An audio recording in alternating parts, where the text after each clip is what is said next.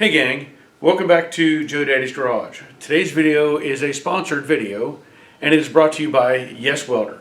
So, you've probably seen in the past I've done videos on YesWelder machines and I have no complaints about these machines, very happy with them, and they offered to send me the latest version that they have, which is the YesWelder First Test DP200.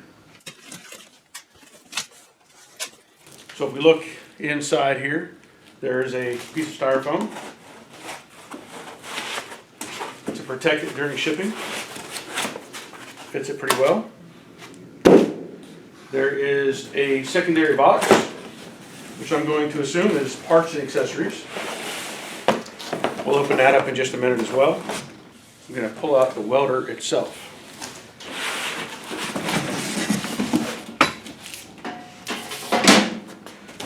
That's all that's in the box. This is my first look at this. I have not opened this box yet. So you can see it says First Test DP200 dual pulse MIG welder here on the side. So we have an LCD screen, control knobs, looks like some switches here you can push as well. Connection points, we'll go over that in just a minute. This end is wrapped up, and I know this is typically the ground, and so that's going to go into one of these two ports on the side. And I will point out pretty quick, this is a 220 outlet. I'm assuming there's an adapter in there, but this cord, this has always been a pet peeve of mine with other pieces of equipment, is having a short cord. It appears this cord is pretty long. I mean, that's, if I stretch my arms out, that cord is probably 9 or 10 feet long, so that's a plus. On the side here we have a nice graphic. Door opens up. Look at that. It's got a caption up here. Welcome, metal artist. I like it. Here we have your standard spool carrier for your wire, and of course your connection for running your wire through the rollers. And I will say, in the past I had a complaint about some of their older machines. The access point here was difficult to get to, and they've corrected that. So now we have a nice big open space that we can remove the knob and change out the wiring feed. So that's a plus. We'll go over more of that in just a minute. And I'm sure there's more details within the instructions that I'll talk about here shortly. Very nice. On the back, we have our MIG gas connection, and on the back also you have your on-off switch. I know this is common in European machines. Typically in American machines they have the switch up front, but to meet the European standard I think they have to have them on the back. Not a big deal. As long as you can turn it on, you can make it work, right? Let's see what's in the other box. Got a little tab here. The box itself, okay, so it's like a regular box. It's not like one where the lid opens up. It looks like everything is just set inside. So here we have your ground connector. There is your connection for your gas. Your 110-220 adapter. Very nice to have that. There is a spool of YesWelder E71T GS wire, and it says on top here that is 0.030 and flux cord. This is flux cord wire. Here we have a box. The lid's open on it, but that's okay. This is MIG solid wire 0.030, and that is ER70S-6. So you get a spool of that. You get different size rollers, feed rollers.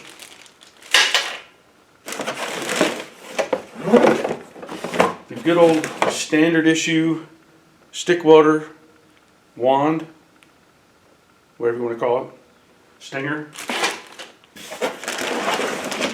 And that's all that's in the box. You get an instruction book. Let me go over some of that here in just a second. And the MIG whip, as some people like to say. Inside of this, there's also a sleeve, an inner sleeve that goes inside of the whip, and this is probably a replacement liner for your wire feed, because sometimes they wear out, so they give you a spare. There are also a variety of tips and a wrench.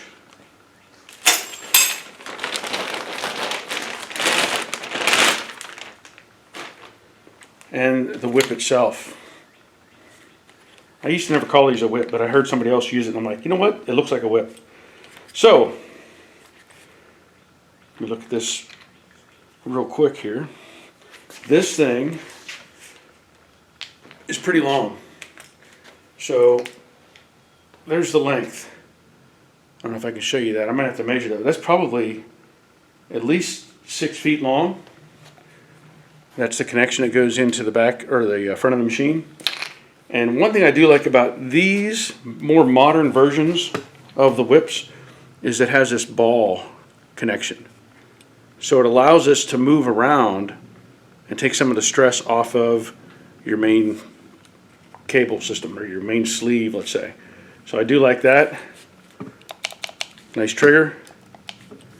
And of course the really nice shield tip, and it already has a tip in it. Looks like that's a nice little, looks like ceramic air sleeve. That's pretty nice. So we're going to set the machine up and see how well it works. And I'm gonna have to measure these because this is a really long whip on this thing. I mean, really long. So, to give you some information, I stretched out the power cable, the whip, and the ground, and look at this.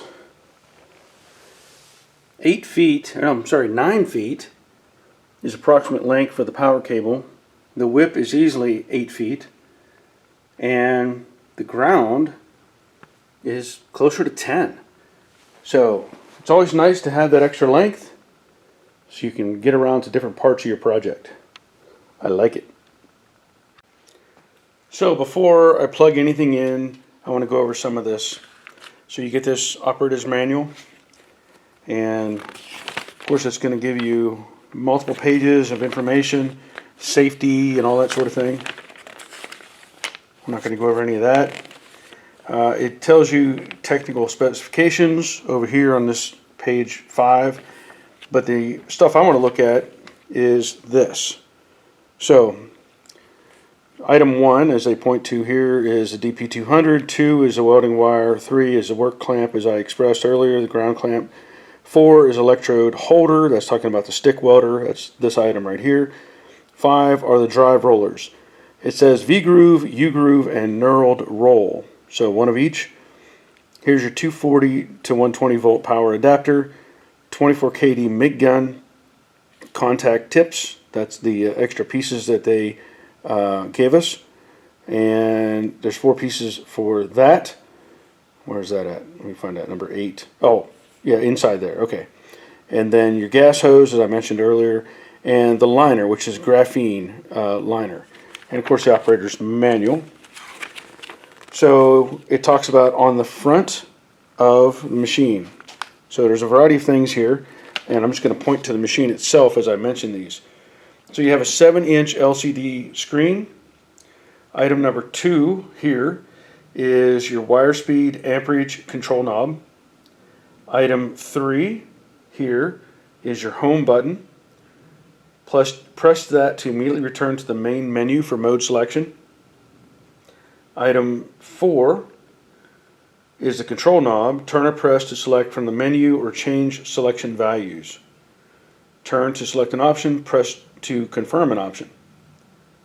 Number 5 is the help button. Press to get help information. Press and hold to enter the setting menu. Number 6, voltage control knob. Turn to adjust the voltage in MIG and flux cord modes. Press to return to the previous menu.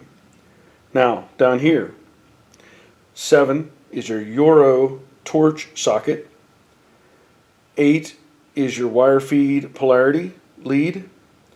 9, spool gun socket. That's for connecting the spool gun to the machine.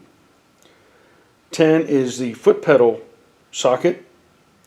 11 is your positive output terminal, and 12 is your negative output terminal. And as I mentioned on the back, you have a power switch, a gas inlet, and the power cable and fan. So I don't need to show you all that. This is pretty self-explanatory. I'll have to get this off. It's coming. There it goes.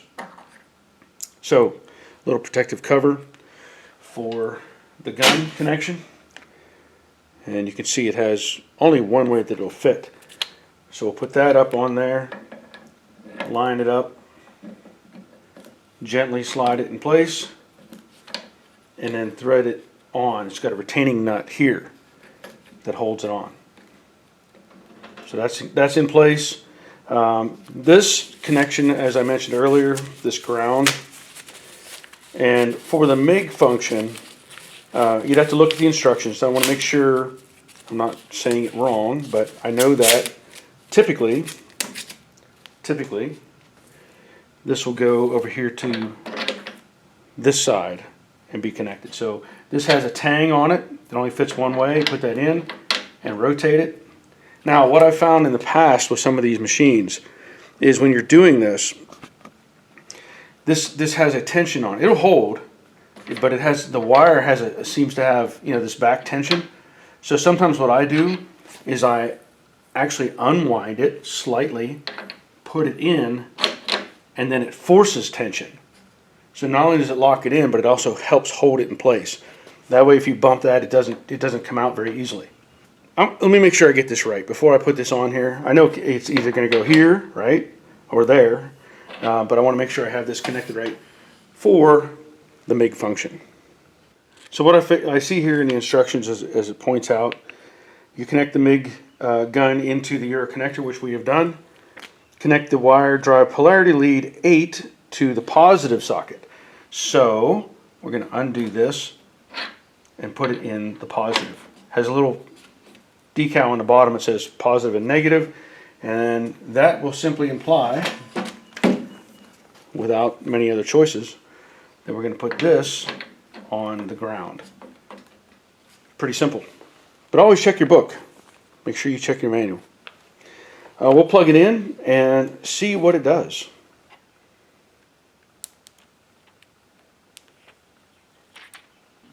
Okay, we're going to turn this on. Again, the switch is all the way in the back. So I'll flip that switch. The screen will power up. You hear the fan kick on. And that'll just cycle through. It'll actually drop down speed here in just a minute. And it'll go on from there. Let it get a little bit quieter. Now, these knobs, you can see, you can turn these knobs obviously. And this one will change your amperage, and at some point it will change the voltage on that side. So as you turn this and increase or decrease, you'll see those numbers change. This knob will do voltage, so you can see that change. This knob, if you look up here, you'll see different parameters. So there it says steel, that's your gas, wire thickness, metal thickness, 2-touch, 4-touch, and memory. So we're going to go to the first one, and steel, and it'll let you choose stainless or steel, stainless. Come on down to AL 40, 43, AL 35 or 53, 56. I don't know what those are, but I know what steel is. So oh, sorry, we'll hit this button again. Come back. Next button, argon mix. So you can do 100% CO2, 75-25 argon CO2, 90-10, 98-2, 100% argon, and HE tri-mix. We're going to leave it on 75/25 because that's what I use. Wire thickness, pretty self-explanatory. You've got 024, 030, 035, 045. I'm going to put it on 030. 14 gauge is the current metal thickness. You can change that as well to whatever you want. Up to, it says 3/8. Now, we are on 110, so I'm going to assume it won't let you go to 3/8 because you're not really supposed to weld with 110 voltage. So it'll limit you to quarter. I'm not going to switch that over to 220. So I'm going to set this on, and we'll set it on 16. Now this 2T, if you can see that, what that means is you can choose between 2-touch, 4-touch, spot, and S4T. I don't know what S4T is. I found out that S4T is a special 4T mode that includes a slope function. You press the trigger to start the preset start slope, hold to weld, and then release to trigger the preset crater slope before stopping. It's especially useful for applications where you need smoother starts and stops. Those are your only choices. The 2T, 4T, what that means is if you want to do some welding, normal welding, you squeeze the trigger and you hold it and you let go and it stops. With 4-touch or 4T, you squeeze the trigger, you let go, it's going to keep on feeding. Squeeze it again and let go and it shuts it off. That's usually used for like production welding type of things, not in a home shop so much. Spot, we all know a spot weld, and what I'm going to assume is it will do a spot and stop, spot and stop, spot and stop. Hear the fan kicking on again. So it'll allow you to cycle through if you're doing spot welds on a panel and hopefully keep the heat down. So we're going to leave it on 2-touch. And over here it has a memory, and that is for setting up parameters. Like if you wanted to have keep this setting, you can program it to keep that. You can change it on and on. So if you're consistently using one type of metal or one thickness or whatever, you know, if you like this setup, you can save it as a memory, and then you can just select the next one if you want to change it to another parameter. Now I'm going to go back to the home button right here, the second button. Whoop, let me leave that alone. Let's do cancel there. Okay, so if I do home button, this allows you to choose between the MIG gun with regular gas, flux core without gas, TIG, stick, and then there's some other settings over here. I do not have a TIG setup with this machine, so I'm not going to be using that. I do want to go over and look at some of these settings, and so it gives you these parameters: English, how bright you want it, what mode, there's reset mode, stuff like that. So we're not going to worry about any of that right at the moment. I'm going to keep that gun. Now, one more thing. Over here you have this question mark. And let me tell you, this is pretty cool. If I click on that, it brings up all the information you need on this machine. So it gives you a diagram, shows you how to lay out the metal, the ground, the gas, shows you what you need to make this work. Going down here to the next one, whoops, controls, and it shows you what these knobs do. So if you have a question, you can hit that question mark and it shows you what these do. Here it shows you setups. So if you're in a mode using MIG, steel, if you want to use pure CO2 or variations of that, stainless steel gives you those parameters. This is pretty handy. It gives you more information there as you go further down. Now this says param, so I'm assuming parameters, wire feed speed, what it does, and it gives you like this little, it controls the speed at which the welding wire is fed, setting tip, start with the machine's recommendations. It just talks you through the process. There's a troubleshooting section here, problem, possible cause, course of action. Gives you specs on the machine and the parameters. And then accessories, shows you the machine, all the things we identified earlier. SKU list or SKU list gives you the part numbers That's pretty cool. And then support, who you can contact if you need more information. So that's really handy. So what I'm going to do, I'm going to set the machine up as you see here with 30 thousandths wire. I'll connect the argon gas, argon CO2 mix, and I'm just going to do a little welding with it and see how well it operates. I have the side of the machine open, and I'm going to open up the MIG wire that they have in the package, 30 thousandths, right? So this is a sealed package, airtight. Now what you'll see is this will not fit on here. So I'm going to take this off, slide that off, little spring in there, take off this piece, and then what we can then show is this 30 thousandths wire, spring. So let me set this carrier out of the way. That's for the larger rolls of wire. I have the 30 thousandths unwrapped. I'm going to cut off this end because it's kinked right now. If you can see that. See the end of the wire? That won't feed through properly. So I'm going to cut this off. Get rid of that. And the only issue you have when you're doing this is this, it will want to unspool. So I'm just going to set that up there. I'm going to set this washer on. There's a little guide in there that has a tang to line it up. And there's another one. Let me see here. Maybe I need to use both of those. It probably doesn't matter. No, I don't. Because it has to sit on the inside. Okay, so there's one tang. I'm just going to put the other one on here just to keep it together. And then the little washer and the little thumb wheel to hold this in place.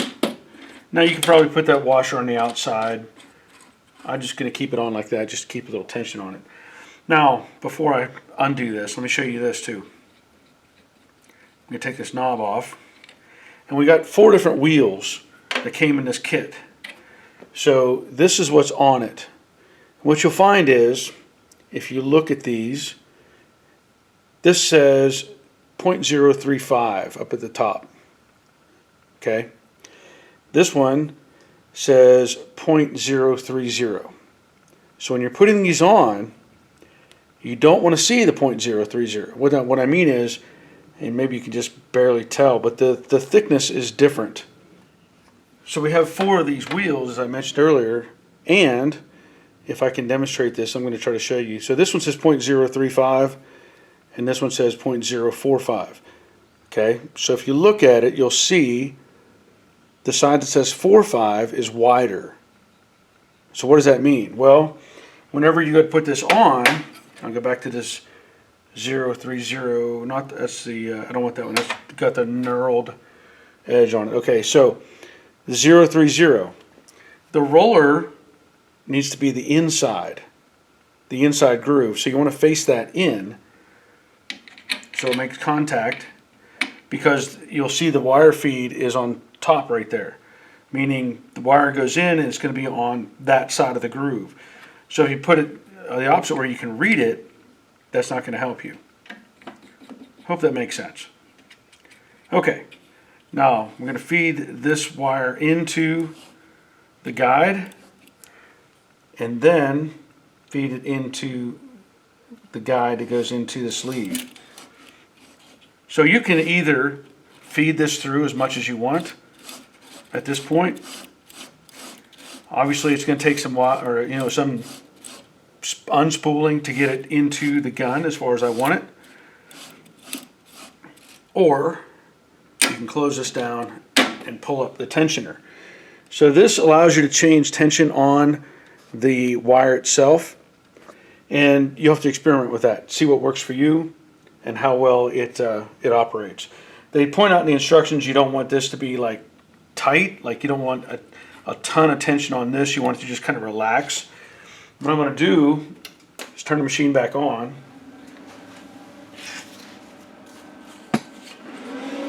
and run the wire out. So squeezing the trigger, you can see it's moving kind of slow. I know in other machines that I've used, it would sense that you're not actually welding and it would like speed up. So this is trying to register the wire, like it's trying to know that you're welding something, so it's stopping. So I'm going to see if this changes. I'll turn the speed up.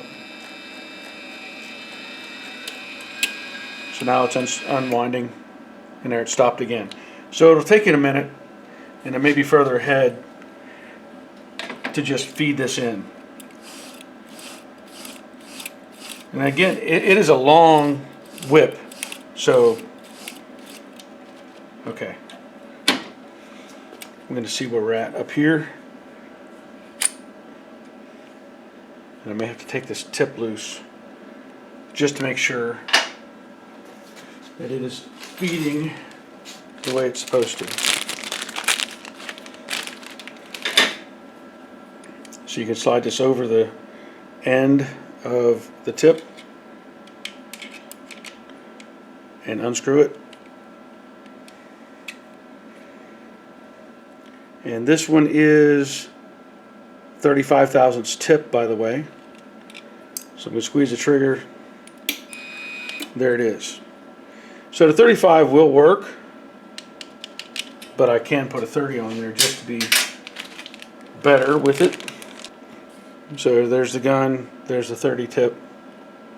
Slip that around it.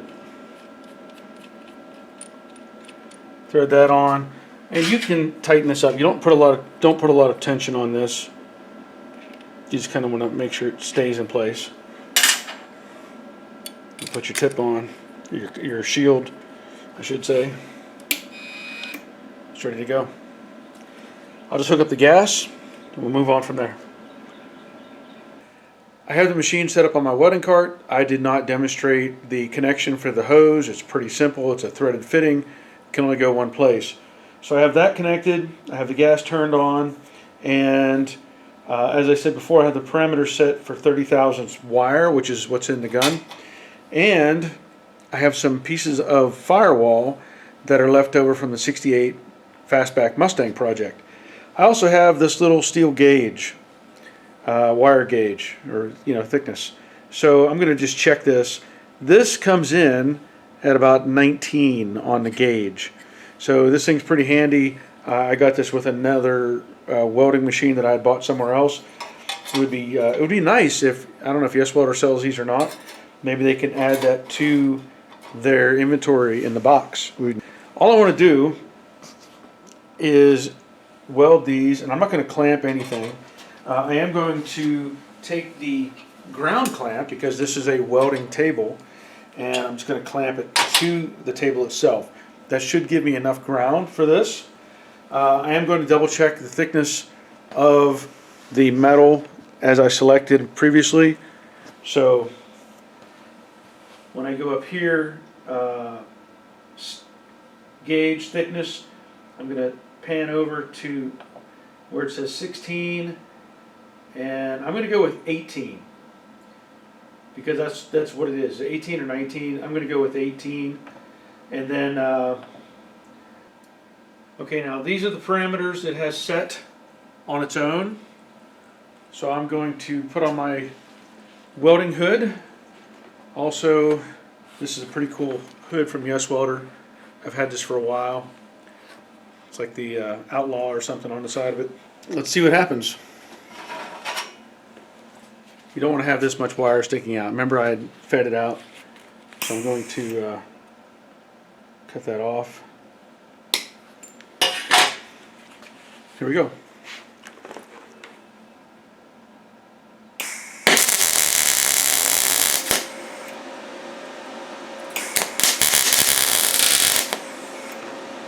Now for me, that's a little bit hot, so I'm going to turn the dial down.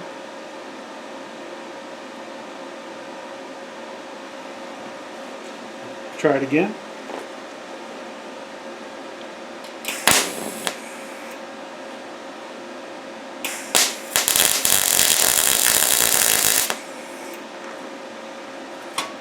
It's not bad. That's not bad at all. We'll do one more in between those.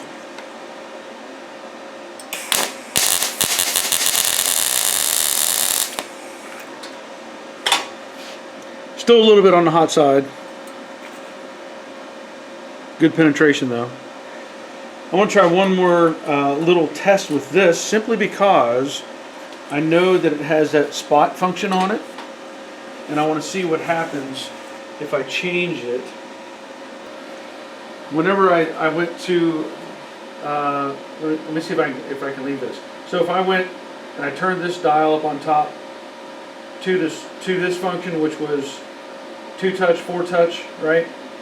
I go to spot. It allows me to put in a second interval. So like here it has half a second interval. We're going to see what it does with that. So this is a 0.5 second interval.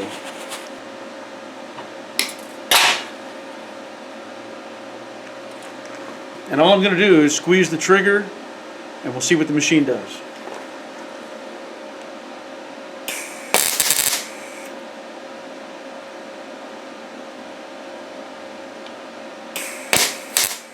Oh, okay. So it does a half a second weld when I squeeze the trigger. That's all it does. So it limits me by that function. I thought maybe it did like a sequential, like half a second off, half a second. I'm going to turn it up to 1 second. We'll see what it does. So now this is 1 second of weld, essentially.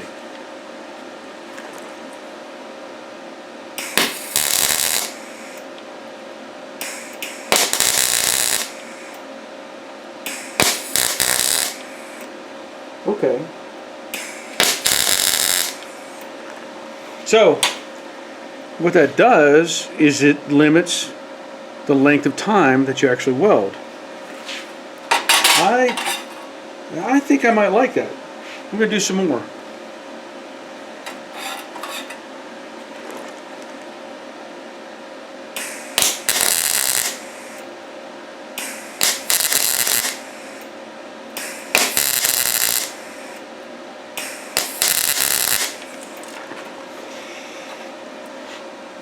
Yeah, that's pretty good. Might take a little getting used to, but you know, when you're doing panels, you don't want to go fast anyway. You want to make sure you're not, you know, distorting the metal. Now this is obviously not clamped, nothing in place. This is just a test piece, just to see what would happen, and that's not bad at all. So you should be able to adjust that interval to what you may want. You know, if you feel comfortable with a longer cycle, that would be great. Let's do one more time.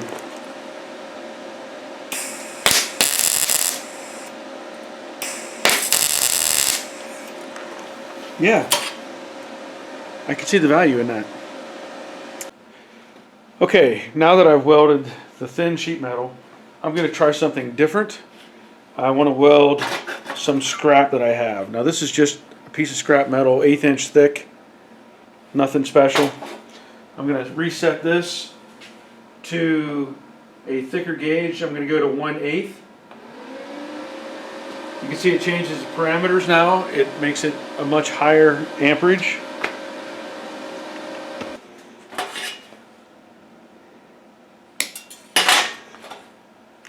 Again, just a piece of scrap. So what I want to do is I'm going to weld over this rust. I'm not even going to clean this up. I just want to see what it does with the rusted metal. Let's go.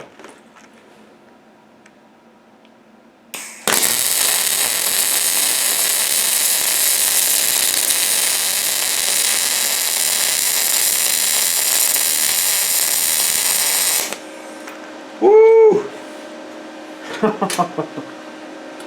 Look at that. Look at that. Man, that welded really nice. Now that felt just a little bit on the hot side. I have this side which has a pretty good gap in it, so I'm going to change the settings on the welder. I'm going to back it off a little bit. Put it on 14 gauge. You can see it change the settings. And now we're going to see if we can fill in some of this gap.